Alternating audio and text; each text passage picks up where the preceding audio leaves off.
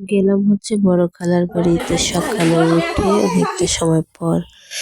তো ছোট খালার বাড়ি ঘুমিয়েছিলাম খাওয়া দাওয়া শেষে। তারপরে দেখলাম যে বড় খালা ফিডার তৈরি করছে, তো বললাম যে কার জন্য, এই বাড়িতে তো বাচ্চা নেই। তারপর দেখাইলো যে ছাগলের বাচ্চা খাবে। তারপরে একে একে এই যে খাওয়াই দিতেছিল, কি একটা কাণ্ড দেখেন, একদম বাচ্চাদের মতো ফিডার নিয়ে আসছে।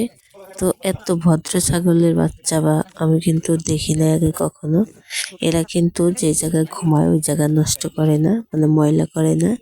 ওদের নিয়ম করা আছে সকালে আর কি বের করে, তারপরে ওই জায়গায় আর কি ওদের কাজগুলো শেষ সারে। আর হচ্ছে আবার ঘুমানো যাওয়ার আগেও কিন্তু ওই একই নিয়ম করা। তো এই ছাগলের বাচ্চা দুটো দেখতে খুবই কিউট, দেখে বেশ ভালো লাগতেছিল।